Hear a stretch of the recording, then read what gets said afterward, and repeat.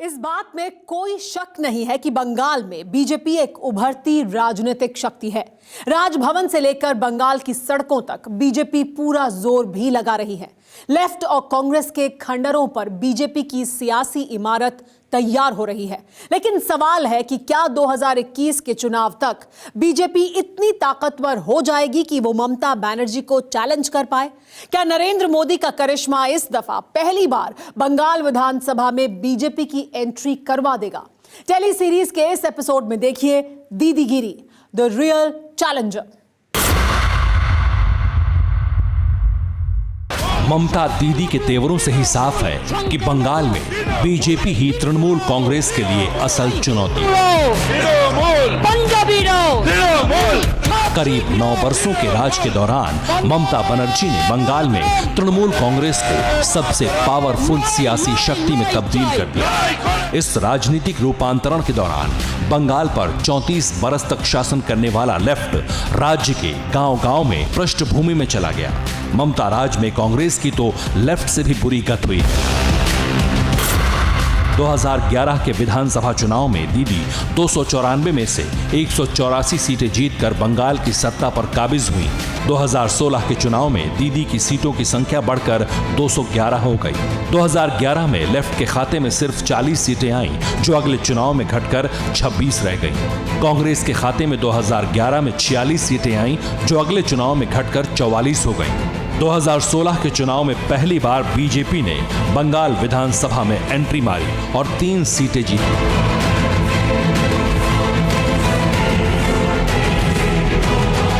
आंकड़े साफ कह रहे हैं कि 2011 के मुकाबले 2016 में बंगाल की सियासत में दीदी का दबदबा था। लेकिन क्या 2021 में भी दीदी का दबदबा कायम रहेगा? इस सवाल का जवाब आगे देंगे, लेकिन सबसे पहले ये जानिए आखिर सियासत का शिखर स्पर्श करने के लिए ममता बनर्जी ने कैसा संघर्ष किया। बंगाल की दीदी ममता बनर्जी ने अपने अलग तेवर से भारतीय राजनीति में एक मुकाम हासिल किया। ममता ने अपने संघर्ष की बुनियाद पर राजनीति में वो करिश्मा कर दिखाया जो नामुमकिन माना जाता है। उन्होंने पश्चिम बंगाल में अभेद्य माने जाने वाले वाम मोर्चे के उस किले को ध्वस्त किया जिसमें 34 साल से कोई एक सुराख तक नहीं कर पाया था। लेफ्ट गठबंधन की सरकार को शिकस्त देकर ममता 20 मई 2011 को राज्य की पहली महिला मुख्यमंत्री बनी। बंगाल की गद्दी पर मां, माटी और मानुष के नारे के साथ काबिज हुई ममता बनर्जी आक्रामक आंदोलनकारी हैं। बंगाल का जर्रा जर्रा उनके आक्रामक तेवरों का गवाह रहा है। आंदोलन की पॉलिटिक्स ने उन्हें बंगाल में ममता से दीदी बना दिया। लेकिन सीएम बनकर अब तक वो कितनी कामयाब रही हैं? 9 वर्षों के शासन में ममता दीदी ने बंगाल का कैसा कायाकल्प कर दिया? ये आकलन विरोधी कुछ इस अंदाज में करते हैं। विकास के काम में रोड़े अटकाने की दीदी की आदत ने आपका कितना नुकसान किया है, ये भी आपके लिए जानना जरूरी है।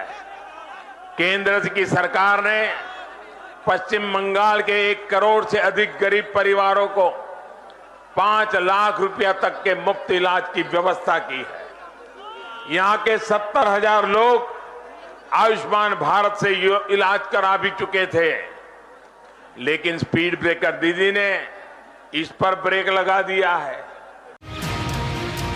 लेफ्ट के कथित जंगल राज और राज्य की बदहाली का मुद्दा उठाकर ममता बंगाल की गद्दी पर बैठी।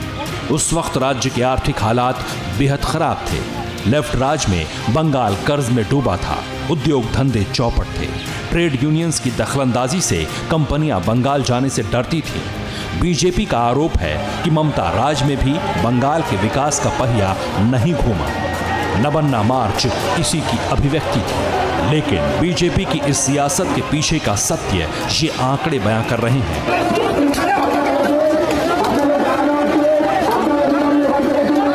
2009 के लोकसभा चुनाव में तृणमूल ने 42 सीटों में से 19 सीटें जीती, जबकि बीजेपी को सिर्फ 1 सीट मिली। 2014 के लोकसभा चुनाव में तृणमूल कांग्रेस की सीट बढ़कर 34 हो गई और मोदी लहर के बावजूद बीजेपी सिर्फ 2 सीटें जीत पाई। लेकिन 5 साल बाद पासा पलट गया और तृणमूल की सीटें 22 हो गईं और बीजेपी की सीट बढ़कर 18 तक पहुंच गई। सिर्फ 10 वर्षों के भीतर बंगाल में बीजेपी मजबूती से उभरी। बंगाल में 2014 के मुकाबले 2019 में मोदी फैक्टर और प्रचंड हुआ। इस कारण ममता बनर्जी और नरेंद्र मोदी की सियासी अदावत परवान चढ़ी। मैं तो डिक्शनरी, दुनिया की सभी डिक्शनरी की गालियों को हजम करने की ताकत अब बना ली है, लेकिन बौखलाहट में दीदी देश के संविधान का भी अपमान कर रही।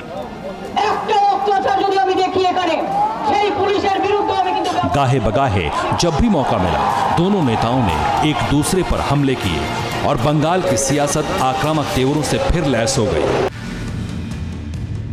फिक्र आपकी, सोमवार से शुक्रवार रात 9 बजे सिर्फ TV9 भारतवर्ष पर।